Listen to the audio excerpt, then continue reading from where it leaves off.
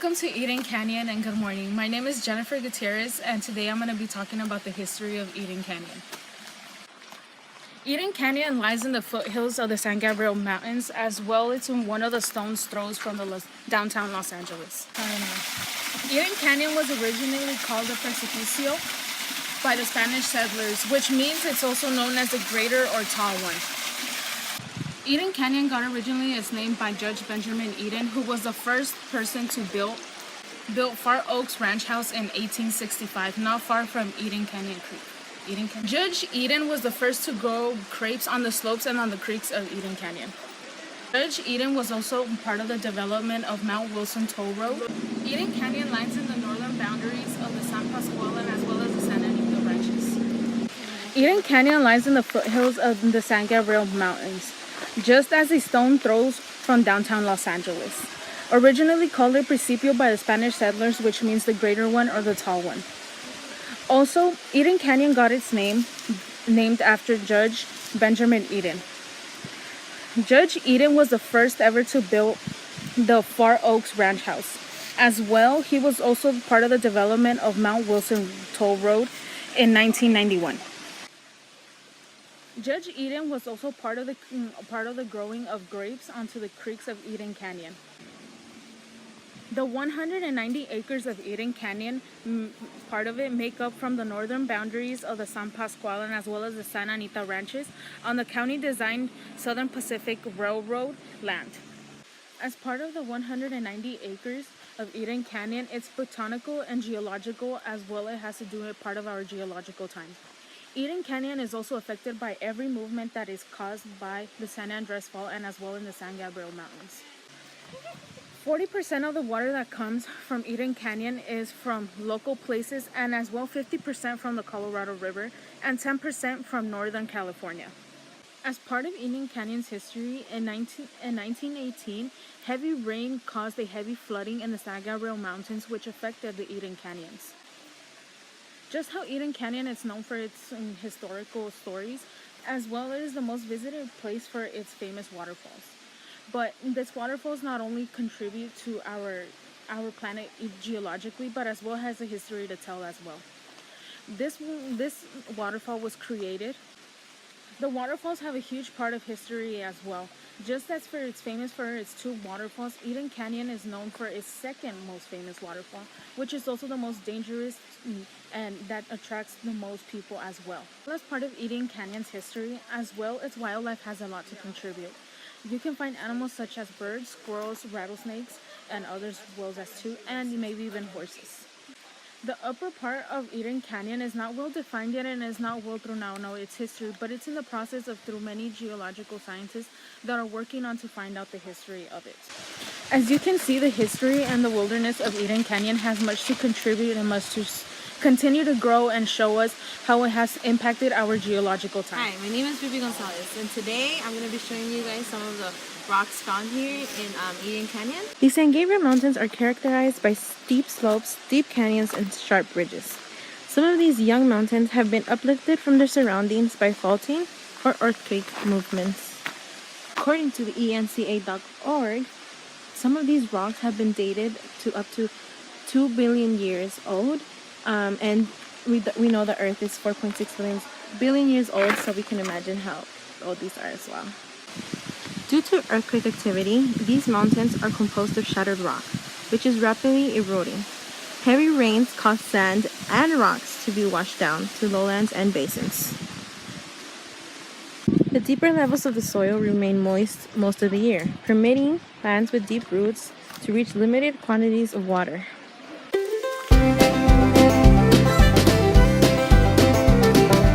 Types of rocks found in Eaton Canyon are metamorphic rocks and igneous rocks. Type of rock would be sedimentary, but unfortunately it is not found here, but it has been found in such places as Vasquez rocks. The type of metamorphic rock found here would be Genesis, which is kind of like a mixture of both light and dark. It is formed by the heat and pressure of the Eaton Canyon. An example of igneous rock would be the granite type, which is something like this, which is pinkish and has white areas. Its shape is also like an angular crystal structure.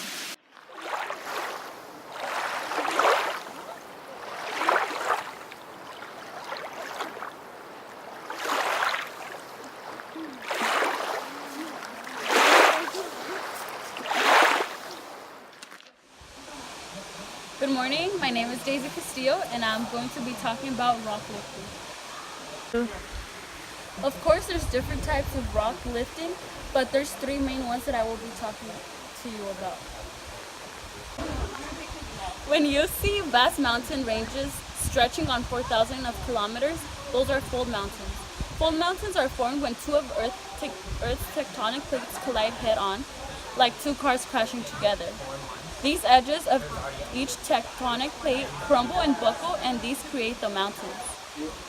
The second type of mountain that I would be talking about is called fault block mountain, or just block mountain. Are created when faults or cracks in the Earth's crust force materials upward.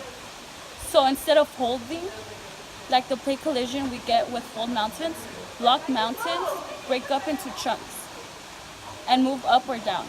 Fault block mountains usually have a steep front side and then a sloping back side. The third mountain rock lifting I will be talking about are called dome mountains. Dome mountains are created when a large amount of magma pushes up from below the Earth's crust, but it never actually reaches the surface and erupts. And then before it can erupt, the source of magma goes away and the pushed up rock cools and hardens into a dome shape. Since the dome is higher than its surroundings, erosion works from the top, creating a circular mountain range. As shown here, you can tell how the rock uplifted went up due to the layers of rocks that it has right here. Also, as shown here with these rocks, you could tell the different layers that they have and how it's uplifted up and how it's created a little fault line right here.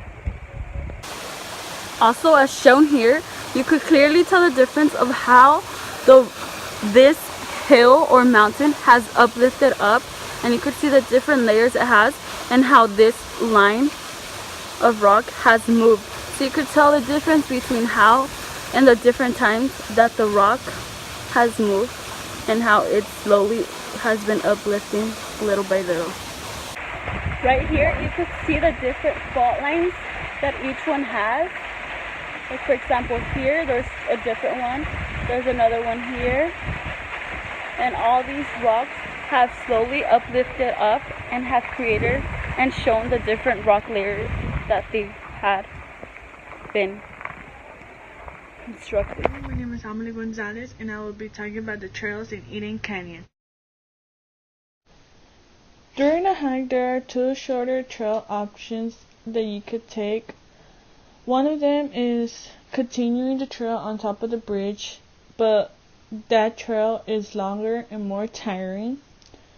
But also there is the second option, where you could go under the bridge when the trail is shorter and easier to walk through, plus you see this beautiful waterfall. When walking to the falls, which is the waterfall, there are many rocky crossings due to the rocks that are placed between the trails. For example, we took a shorter trail to the falls, which is easier but very difficult because due to the rocks, because of the size of the rocks being either big or either small, and also due to the spacing they had, which is very difficult for us to put our foot between that space to continue walking the path. But also the rocks were very loose between the dirt, and also because the rocks are slippery, which would possibly make us fall. As you can see in this picture, the trail of the hiking has a very dry, washed part. During the walking up the trail, you can hear and see the rocks that are between the dirt. Due to the rocks being there, there's a different kind of level of the trail. In the next video shown, you can hear how it sounds while walking through the trail.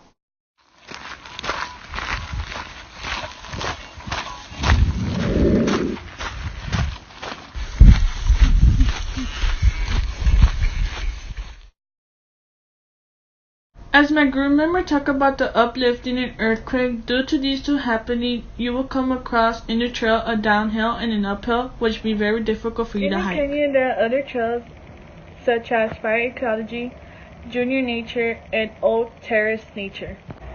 The trail follows a stream that goes within the most shady canyon, which which the shady part of the canyon would be under the bridge. And talking about streams, the trail has several stream crossings. Due to the streams being in the trails, the stream has carved through the solid. Hello, my name is Brianda, and today I will be talking about seasonal waterfalls in Eaton Canyon. This is one of the waterfalls in the Eaton Canyon Trail. It is a 40-foot drop waterfall, and a waterfall is a place where water flows over a vertical drop or a series of steep drops in the course of a stream or a river. In simpler terms, a waterfall is when you have a river or a stream flowing over hard rock when erosion is low, and also flowing over soft rock when erosion is more rapid. Over time, soft rock is further cut into by the water. At a later time, it makes the water course steeper beyond the hard rock layer. The steepening effect speeds up erosion as the influence of gravity on the water increases the water's speed. When the water course continues to cut into the softer rock, the waterfall gets taller and the plunge pool where the waterfall lands gets steeper. The soft rock directly beneath the hard rock gets undercut, and the undercutting continues until you run out of the hard rock layer. At that point, the water course will probably go back to being a stream or rapid. As you can see, there is not that much water flowing down from the waterfall, but it is because there was a lot of rain this year. And also, there's a second waterfall beyond the first one which you are watching, and that one is not recommended to attempt because it is only for those who have experience in climbing.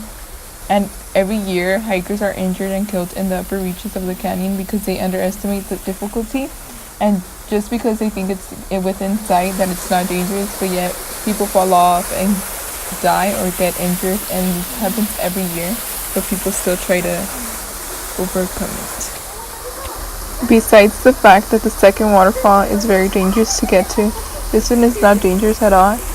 Instead, it is actually very calm, and the water is very beautiful. The view is beautiful. You can also go inside the water and just enjoy the freshness of it, or just simply sit down and enjoy the view.